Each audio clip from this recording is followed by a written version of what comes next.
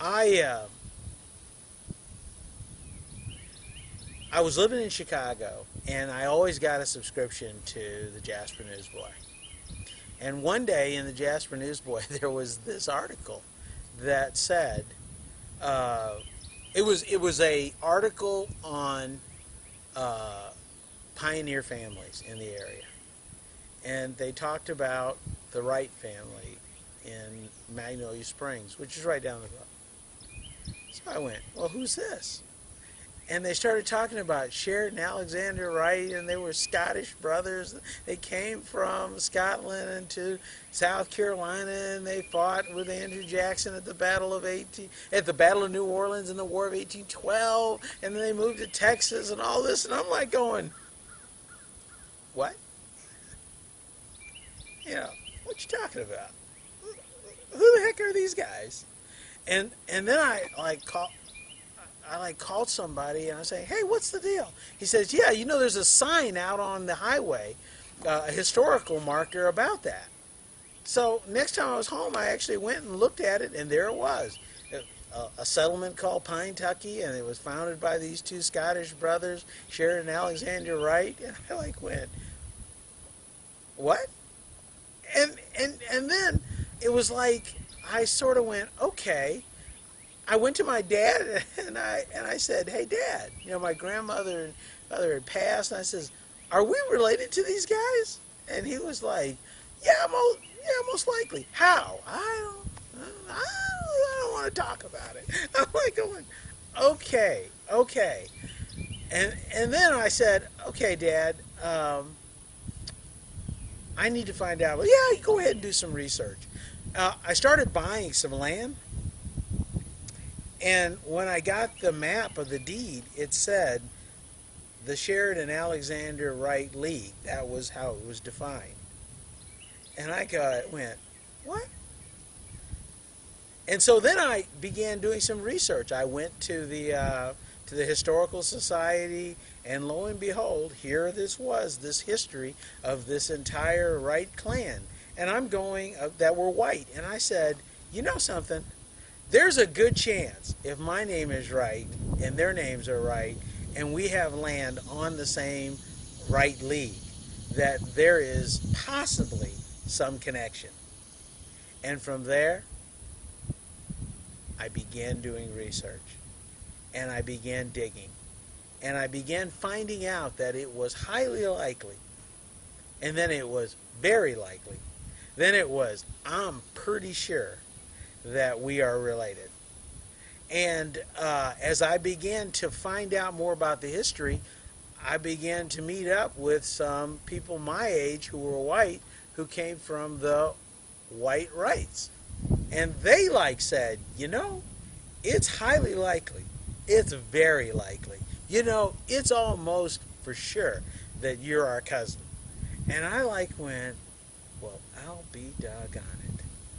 And then I started asking my uncle and dad, and they said, well, when I was a kid, this guy would come by. His name was Nanny Wright, and he would talk to us about our grandfather, Benjamin Wright, and how much he cared for him, and how he was in charge of looking after us, and all this and that. And he was this old white guy, and he would come by and occasionally just check on us and all this. And I'm going, what are you? You gotta be kidding me. Yeah, but and he says, and then I started talking to Alton, and Alton started talking about, yeah, this woman, and she's a Wright, and she would come by and sit around and talk to my mother, and just, they'd have coffee and exchange about old times. I went, so these people are all related to us. Yeah, but we really didn't get into all that.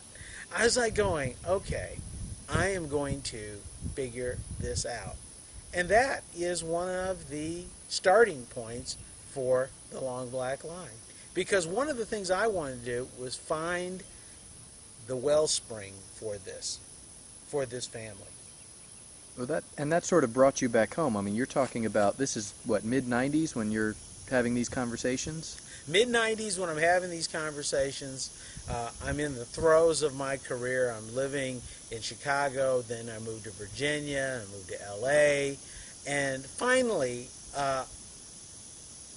I was also buying land. I was buying land around my grandparents' land and my dad's land, and after a while, doing deed searches and looking and being in the middle of a corporate career. And you know, one of the things that's interesting is that corporate America, of course, is a wonderful opportunity.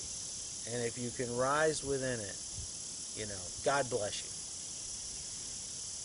But it doesn't do anything for your legacy. It doesn't establish where you are in the world. It is simply a job.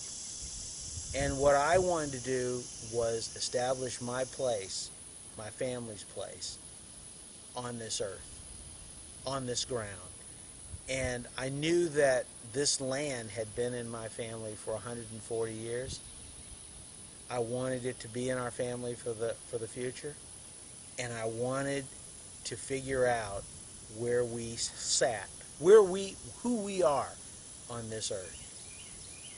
The vast majority, 99% of the people who come out of this community or are descended from this community are out in the world. They are making their way. They live all over the world. But it is essential that they understand what those people who started it, who were in the most precarious situation, who were coming out of a situation of being owned as human beings, on the frontier. This place wasn't, even when they started here, part of the United States. It was part of Mexico. Revolutions were fought. Wars were fought over this. And then a war that tore the country apart was here. People sacrificed. I don't care how much success you've had in corporate America, how much money you've made.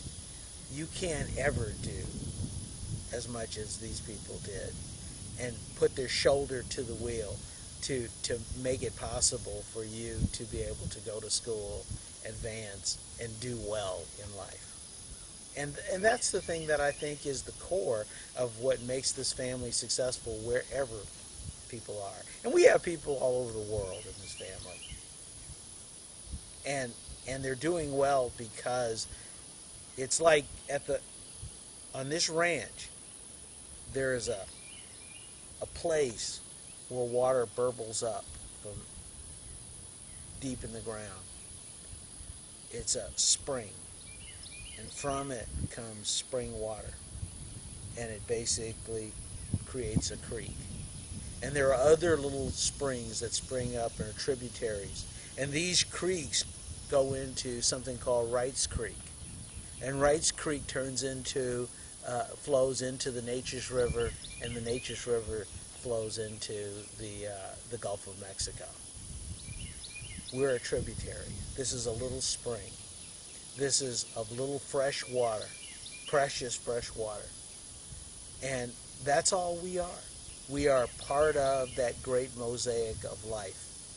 And what my job is to be the steward of that spring, so that my children and their children and their children's children can drink from it cool, crisp, clean water, and recognize that this is where life flows from. This is what makes it all work. Here it is. And that it is a treasure to be thought about, held, preserved, and advanced for generations to come.